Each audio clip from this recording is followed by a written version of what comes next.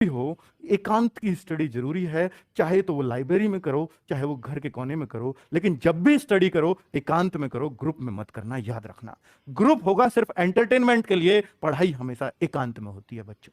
ठीक है, ये बात मेरी याद रखना। दूसरा मंत्र है बच्चों, ऑनलाइन पढ़ाई व सेल्फ स्टडी दोनों का तालमेल बहुत जरूरी है। क्योंकि अगर सिर्फ हम ऑनलाइन में फंस कर रह गए और लगातार हम 8-8 10-10 घंटे 11-11 घंटे सिर्फ मोबाइल पर देख रहे हैं, तो बेटा सिलेक्शन नहीं होगा। सेल्फ स्टडी का भी तालमेल लगाना होगा। बेटा हमारी मजबूरी है कि हम 8-8 क्लास लाइव कराते हैं, लेकिन आपकी मजबूरी नहीं है। आपका जो मन करे कि भाई मैं इस क्लास को नहीं देखूंगा, तो मैं इसको बुक से कवर कर सकता हूं, मुझे जरूरत नहीं है इसको देखने की।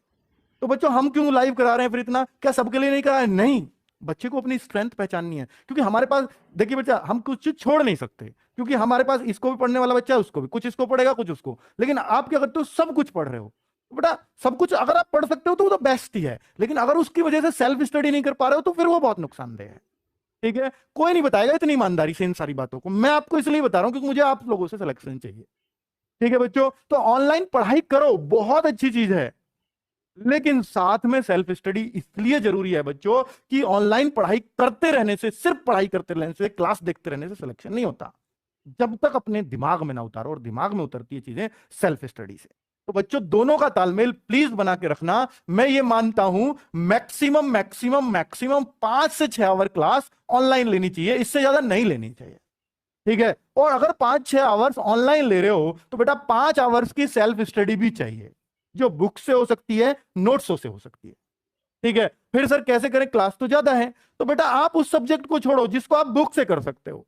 आपको लगता है मुझे बुक से और मुझसे क्लास से दोनों से एक सा होगा, तो आप करिए, फिर आप बुक को प्रीफर करिए, क्योंकि इतनी क्लास आप नहीं देख पाओगे, मुझे भी पता है, रेगुलरली तो नहीं देख पाओगे। तो इस तालमेल को उन सब बच्चों ने बहुत बेहतर बैठा रखा था।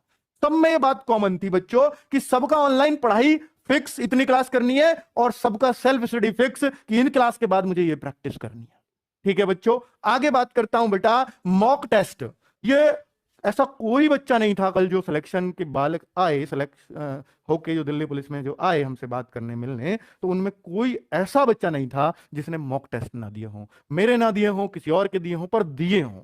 मॉक टेस्ट के बिना सिलेक्शन संभव आजकल नहीं है ऑनलाइन की दुनिया में, है ना बच्चों? तो मॉक टेस्ट अगर आप वीकली देते हैं तो ये बहुत अच्छा है बच्चों, बहुत शानदार है। अब इतनी पढ़ाई तो आपने कर लिया कि वीकली मॉक टेस्ट दे सको, और वीकली मॉक टेस्ट में अगर आप शुरुआत में देना शुरू करते हो तो मैं कहता हूं बच्चों 150 अपना पहला टारगेट रखो कभी भी मॉक टेस्ट में। अगर 150 को अचीव, देखिए ऐसा होता है कई बार मेरे एक में 150 आ गए, बाकी में 130, फिर 130 पे आ गया। बेटा इससे डिमोटिवेट मत होना, वो अभी आपका लेवल 150 का बना ही नहीं है, क्योंकि जिस दिन बन जाएगा उस दिन आप 150 से नीचे आना बंद कर दोगे। इसलिए डिमोटिवेट मत होना, 130 का ही मेरा लेवल है, वो तो आ गए एक में 150, क्वेश्चन आसान रहे होंगे, लेकिन 150 का बनाओ। पहला टारगेट ये कि मैं लगातार 2-3 टेस्टों में 150 ले आया, तो आपका 150 का लेवल है। फिर बेटा अगला टारगेट 180 को अचीव करेंगे हम, कि अब 180 लेके आने। बेटा बहुत टाइम ऐसा होगा कि आपका 1-1 2-2 ही बढ़ रहा है, या 1-1 2-2 घट भी गया, उससे घबराना मत कभी, क्योंकि नंबर हमेशा छलांग मारते हैं। क्या?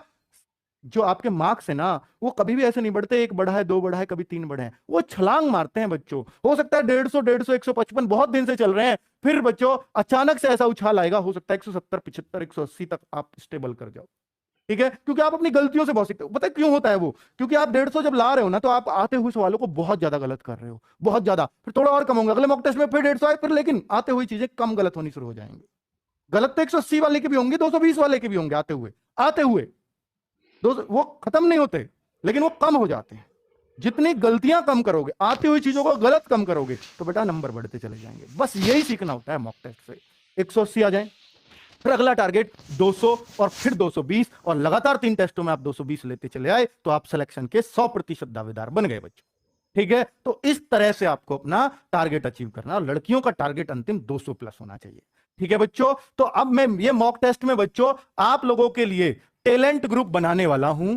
टैलेंट ग्रुप जैसे हमने यूपीएसआई में बनाए, ऐसे ही हम टैलेंट ग्रुप अब इस बार से मॉक टेस्ट में बनाएंगे, और बच्चों उनको हम जरूर कुछ ना कुछ अच्छी चीज भी प्रोवाइड कराएंगे अपनी तरफ से, जो भी गिफ्ट हमारे लिए हमसे बनेगा। जैसे हमने यूपीएसआई वालों को तो फ्री मॉक टेस्ट दिए थे, पूरी टेस्ट सीरीज फ्री कर दी थी टैलेंट ग्रुप वालों के लिए। एक तो आप बच्चों पढ़ाई अपने लिए करो, और फ्री हम बांटें फिर आपको, क्योंकि हमें भी होशियार बच्चों से खुशी होती है बच्चों।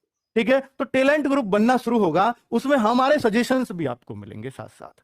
और ये ऐसा नहीं सिर्फ खाकी बैच वाले जो हमसे बैच में पढ़ रहे हैं उनके लिए नहीं, ओपन कंपटीशन चाहता हूं मैं इसको। कोई कहीं भी पढ़ रहा है, टेस्ट दीजिए, आके टैलेंट ग्रुप में शामिल होइए, सब बच्चों से आपस में भी जानने का मौका मिलेगा कि ये बच्चा क्या करता है। उसमें हम होशियार बच्चों के कमेंट्स लेते हैं, भाई आप कर क्या रहे हैं, ठीक है। तो लेकिन शामिल वही होगा जिसके अच्छे मॉक टेस्ट में अच्छे मार्क्स आएंगे। वो कितने पे होगा वो हम तय कर लेंगे अपने आप, ठीक है। तो अभी आपने 150, 180, 140 आ रहे हैं, नहीं नहीं, अभी आप उस लेवल को सेट करो कि टैलेंट ग्रुप में आ पाओ, ठीक है। पहला टारगेट तो यही होना चाहिए, मोटिवेशन है बस।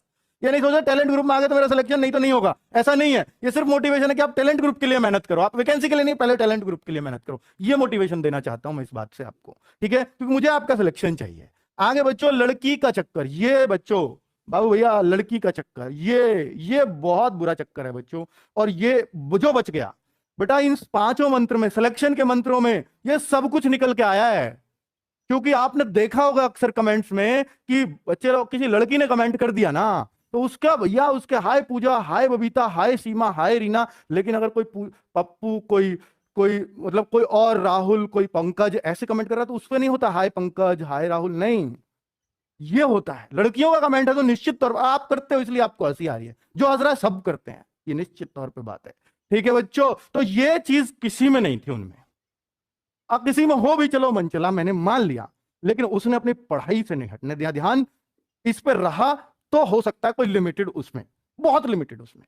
लेकिन बच्चों अब आप क्या करते हो, क्योंकि बच्चों आपकी नई नई एज होती है, आपने अभी जिंदगी के धक्के नहीं खाए हुए होते, क्योंकि आपकी एज 18, 22, 23 साल है, और इसमें अभी आपको धक्कों का पता नहीं है। इसके निकलने के बाद, एज निकल जाए भर्ती होने के बाद, भर्ती ना हो पाओ और जब एज निकल जाए तो बेटा धक्के तब पता चलती है क्या होता है, ठीक है। तो मैं आपसे कहूंगा कि बेटा ये पूछना बंद कर दो आपका। देखिए लड़कियां भी, मतलब फिर ऐसा होता है कि हाय पूजा उसने बोल दिया, कि उसने बोल दिया हाय राहुल, इतने में तो राहुल बेटा फिर रोज पूजा को ढूंढेगा कमेंट में, ये निश्चित बात है, ठीक है। वो रोज ढूंढेगा कहां गई पूजा, और उसने, पूजा ने हाय राहुल कह के उस राहुल की जिंदगी तबाह कर दी।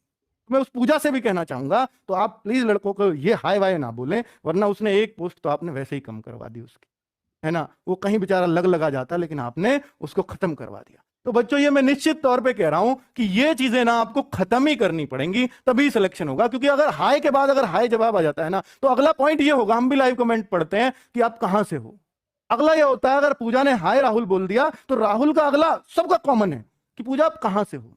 उसने बता दिया कि मैं गाजियाबाद से हूं, अच्छा आप किसकी तैयारी कर रहे हो, अरे यार यूपी पुलिस की क्लास देख रही है वो, आईएएस की तैयारी थोड़ी ना कर रही है भाई। मतलब ये बात चलाने की बात है, इससे होगा क्या। मास्टर बता रहा है ये पढ़ लो वो पढ़ लो, पूजा से पूछना है आपको भाई, तो ऐसे नहीं होगा सिलेक्शन। इन बातों को बेटा सीरियस लो, बहुत मन से कह रहा हूं इन सारी बातों को। लेकिन आपको ये चीजें नहीं आती है समझ में, ये तब आती है जब आपका वो भर्ती निकल जाती है। जब आप सोचते होगे कि जो 49,000 में और 41,000 में भर्ती नहीं हुआ, 90,000 कांस्टेबल एक साथ निकाले उनमें भर्ती नहीं हुआ, तो वो सोचता होगा ना कि मेरी ये कमियां रही थी, मैं करता था ये चीजें। वास्तव में चलो जब तो इतना ऑनलाइन का दौर नहीं था, अब तो बहुत ज्यादा है, और सारा बच्चा बावला बना पड़ा है इसी चक्कर में कमेंट्स के में। होशियार बच्चा, जो सीरियस बच्चा है, जो सिलेक्शन लेने वाला बच्चा है, वो कमेंट से दूर रहता है, दिखता है, ये याद रखना बच्चों, ठीक है।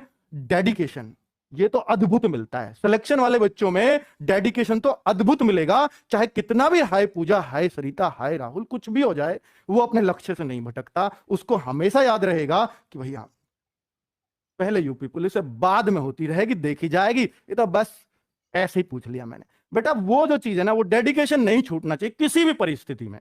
भर्ती लेट होती है तो हो जाने दो, मुझे अपनी सीट लेनी है, मैं पढ़ता रहूंगा। कोई भटकाने वाली आए या कोई भटकाने वाला है, कोई दिक्कत नहीं, मैं भटक लूंगा, पर पहले यूपी पुलिस, उसके बाद जहां तू ले जाएगी ले चलूंगा, कोई दिक्कत नहीं है, ठीक है बच्चों। तो ये डेडिकेशन यही होता है कि उसके प्रति जो आपका लक्ष्य है ना, उसके प्रति आप अंधे होके पड़े हो, कोई भी बीच में आया हो वो मेरे इसको नहीं डिगा सकता, है ना बच्चों। तो आपका वही है डेडिकेशन, चाहे वो लड़की हो या लड़का। अगर आप